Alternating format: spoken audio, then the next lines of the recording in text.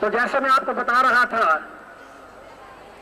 उसके बाद मैं पूना आया, श्री माता जी से मिला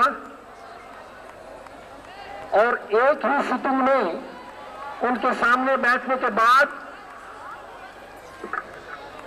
मुझे ह्यूस्टन वगैरह कहीं जाना नहीं पड़ा और श्री माता जी की कृपा हुई। सब डॉक्टर जो उससे पहले मुझे देख रहे थे, उन्होंने देख के यही कहा कि पहली जो आपकी रिपोर्ट्स हैं वो सब गलत है। अब उनको ये पता नहीं था कि कौन सी कृपा मुझ पर हुई मेरी इस प्यारी मां की, जिसकी वजह से ये सब चीज ठीक हुई। आपसे सिर्फ मैं यही निवेदन करूंगा कि बड़े प्रेम से, आपने काफी इंतजार किए, लेकिन आपको कहा है सब्र का फल बहुत ही मीठा होता है। आप बड़े सौभाग्यशाली हैं कि आप आज यहाँ पहुंचे हैं श्री माता जी के दर्शन के लिए। और मैं आपको यकीन दिलाता हूं कि आप जब यहाँ से जाएंगे तो आप अपना ही धरोहर, जो आपकी धरोहर है अंदर, सेल्फ रियलाइजेशन की, थ्रू कुंडलिनी अवेकनिंग, वो आपको अवश्य मिलेगी। जय श्री माता जी की।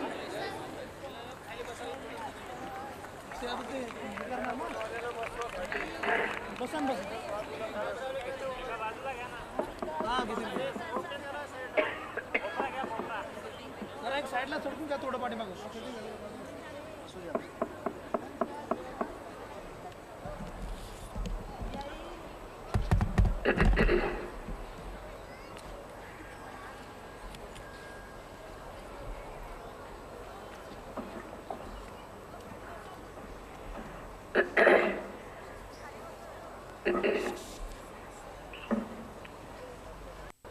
पानी रखा दी, पानी यहाँ रखा दी। सत्य को खोजने वाले आप सभी साधकों को हमारा नमस्कार।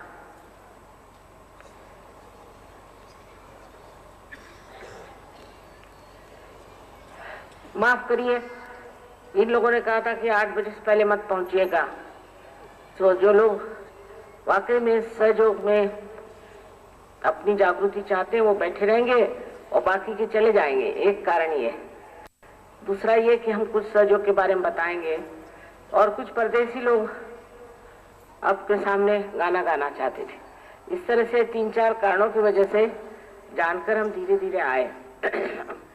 पर इतने साधकों को देख करके क्या कहा जाए।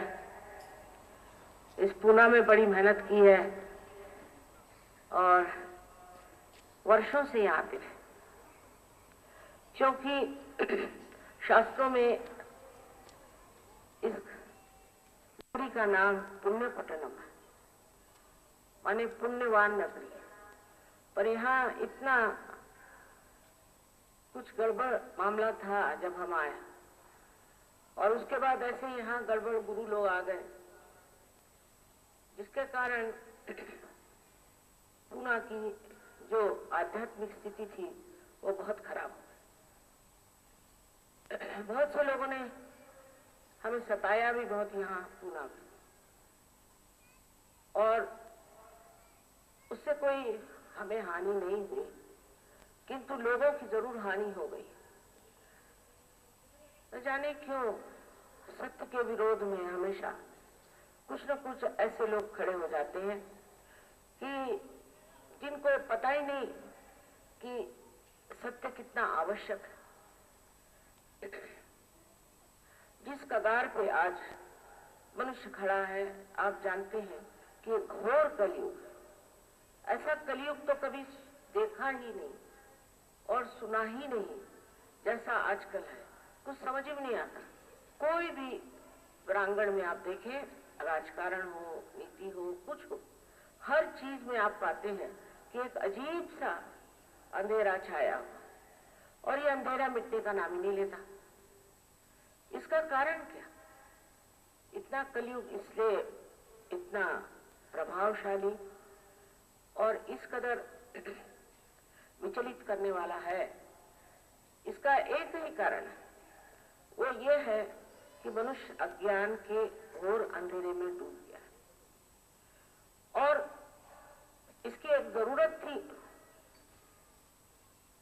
क्योंकि आपने जाना होगा दमयंती आख्यान में कल नल ने एक बार दमयंती के बिछोह में बहुत परेशान होते वक्त कली को देखा और उसको पकड़ लिया और उससे कहा कि अब मैं तेरा सत्यानाश करूंगा, क्योंकि तेरे कारण लोग भ्रांति में पड़ जाते हैं।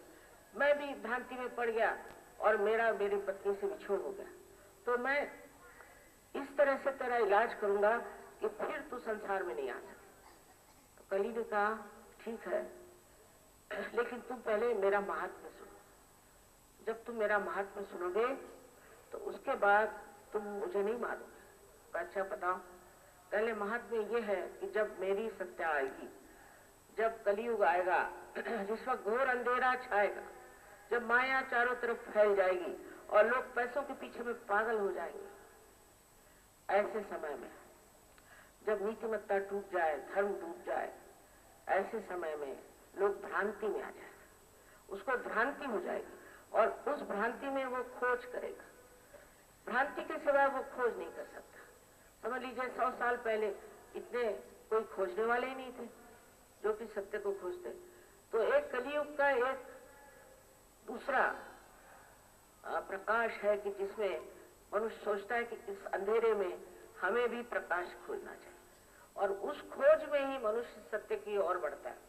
पर वो जानता नहीं कि खोज किस चीज की करनी है, क्या पाना है, किस लिए हम परेशान हैं, ये चीज नहीं जानता। यही बड़ा भारी अंधकार है। इस कश्मकश में ही मनुष्य जो है वो बहुत बहुत गहरा ऐसी गर्त में फंस जाता है कि उससे निकलना मुश्किल। फिर गुरुओं के पीछे दौड़ना, झूठे गुरुओं के पीछे दौड़ना, नहीं तो राजकारणी लोगों के पीछे दौड़ना, किसी न किसी के पीछे दौड़ते रहता है।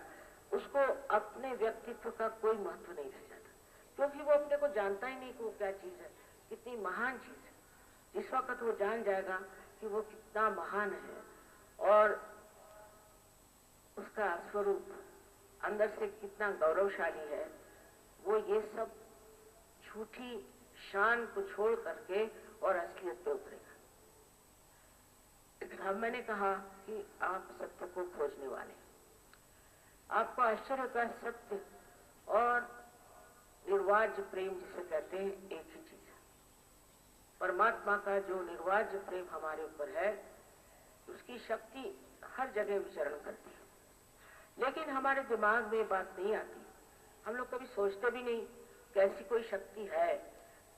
हमारे शास्त्रों में सब बातें लिखी हुई हैं, लेकिन हम लोगों ने अंग्रेजी शिक्षा प्राप्त करी और इस अंग्रेजी शिक्षा के पीछे में हम लोग भी अंग्रेजी हो गए एक तरह से, और ये मालूम ही नहीं कि हमारे देश में कितनी महान महान हस्तियां हो गई, कितने बड़े बड़े ऋषि मुनि और दृष्टा हो गए जिन्होंने बहुत कार्य किए और उस कार्य के फलस्वरूप आज का सहयोग।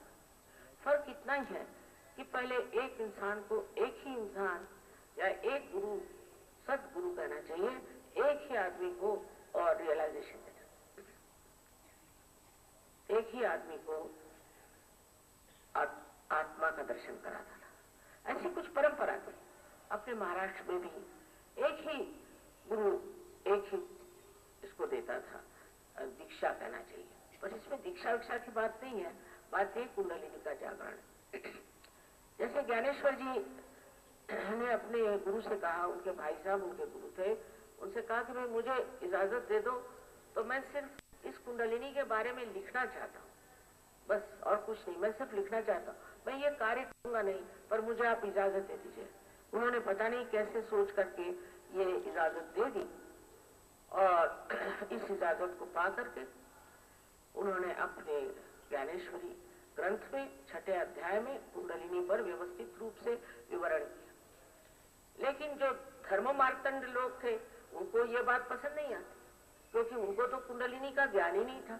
तो उन्होंने कहा ये जो छठा अध्याय है ये निषेध, इसका निषेध करना है। खत्म। कोई किसी ने वो बात पढ़ी नहीं, किसी ने वो जानी नहीं। उसके बाद इसी के परिणाम स्वरूप 16वीं शताब्दी शिवाजी जैसे महान राजा हुए और उन्होंने अपने गुरुओं से दीक्षाएं ली। उस वक्त यहाँ महाराष्ट्र में ही अनेक साधु संत जो कि असल में बड़े पहुंचे हुए पुरुष थे, लेकिन उनकी बड़ी दुर्दशा करती। तुकाराम को देखिए, अपने और लोगों को देखिए कि किसी के साथ भी सद्व्यवहार समाज ने भी नहीं किया और जो धर्म मार्तंड थे उन्होंने भी नहीं किया, सबने उनको सताया। एक नाथ जी थे और दूसरे जो लोग थे बहुत तकलीफ में रहे, क्योंकि लोग सत्य को पसंद नहीं करते थे। सत्य को पाते ही असत्य सब गिर जाएगा और जिस असत्य के बूते पर वो खड़े हुए हैं वो मिट जाएगा। इसलिए वो नहीं चाहते थे कि कोई साधु संत या कोई पहुंचा हुआ ऐसा धर्म बड़ा आध्यात्मिक है तो उससे कोई भी चीज सीखना या उससे कोई भी चीज मानना बड़ा मुश्किल है। किंतु 16वीं शताब्दी में हम आपसे कहते हैं कि अनेक जगह इस पर बातचीत हुई। नामदेव गए थे पंजाब में गुरु नानक साहब ने उनको पहचान लिया, क्योंकि गुरु नानक साहब बहुत पहुंचे हुए पुरुष थे। जो पहुंचे होते वही पहुंचे हुए को पहचान सकते, जिसको उसकी परख होती वही जान सकते। नानक साहब ने उनसे कहा कि अच्छा बेटे तुम हमारे साथ रहो, पंजाबी सीखो और पंजाबी में अब कविता लिखो, निराकार बनो। तो उन्होंने पंजाबी में कविता लिखना शुरू की और मैंने देखी उनकी इतनी बड़ी किताब है जिसमें पंजाबी भाषा में नामदेव साहब ने कविता लिखी। नामदेव एक साधारण दर्जी थे और गोरा कुम्हार जो कि साधारण, यहाँ कोई एयर कंडीशनिंग नहीं है और आपके सर से निकल रही है ये हवा।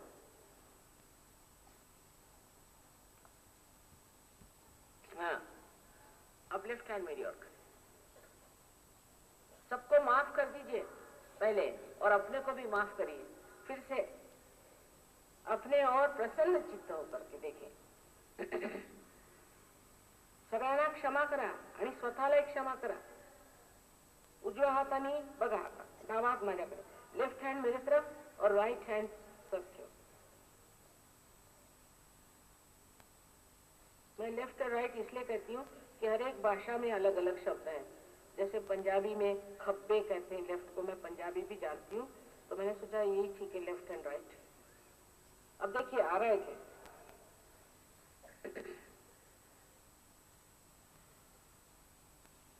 अपने पे शंका नहीं करना। हाँ, अब राइट हैंड मेरे और फिर से एक बार लेफ्ट हैंड से देखिए। किसी किसी को नजदीक आती, किसी को दूर आती।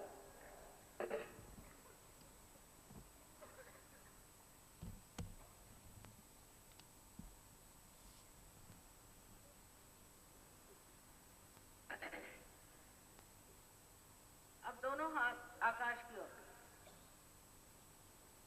और आकाश की ओर देखें और एक प्रश्न पूछे। 3 प्रश्न मैं बताऊंगी, उसमें से सिर्फ एक प्रश्न 3 बार पूछा। पहला प्रश्न, माँ क्या ये परमात्मा की प्रेम शक्ति है? दूसरा प्रश्न, माँ क्या ये परम चैतन्य है? तीसरा प्रश्न, माँ क्या ये निराकार रूह है? जो भी चाहे इसमें से 3 में से एक प्रश्न 3 बार पूछो।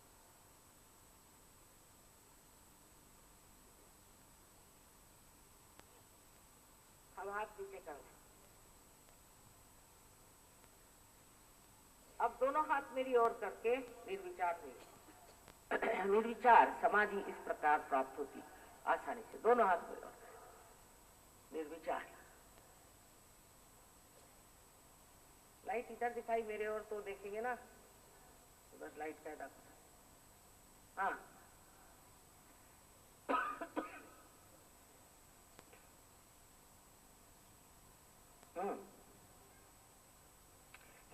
जिसको नीचे से आ रही होगी वो इस तरह से ऊपर ले ले, जिसको नीचे से आ रही हो ऊपर ले ले।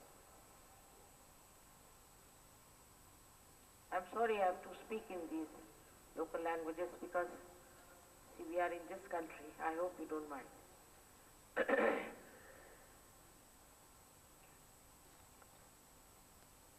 निर्विचार हो जाए।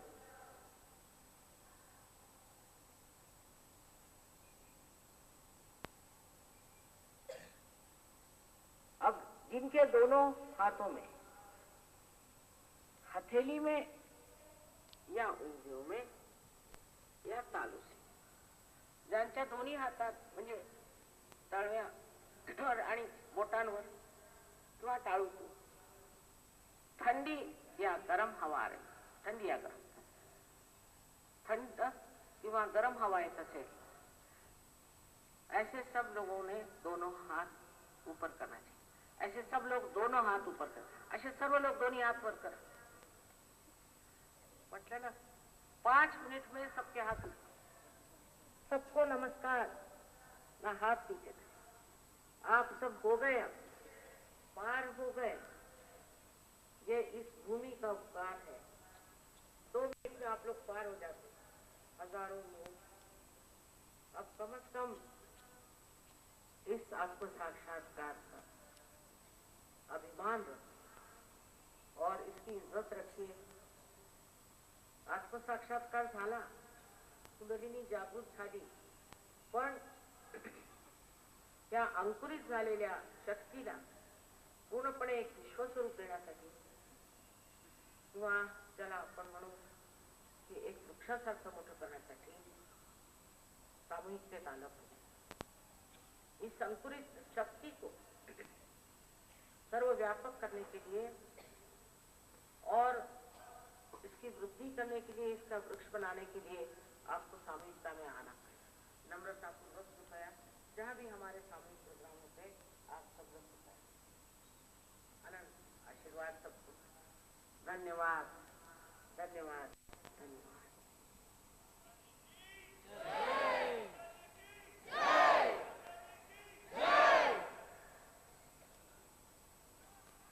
एक गाणं ऐकून जा। बसा बसा, थोडा वेळ बसा, आणखी 2 मिनिटं एखादं गाणं यांना म्हणू द्या, त्यांचा शौकच पूर्ण नाही झाला।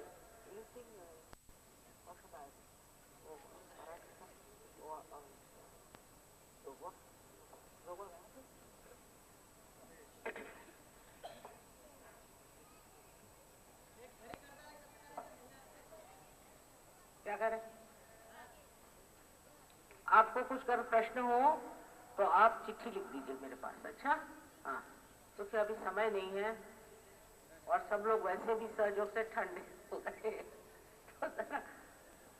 हाँ, बसा बसा, खाली बसा। एक गाणं आहे का, जोगवा?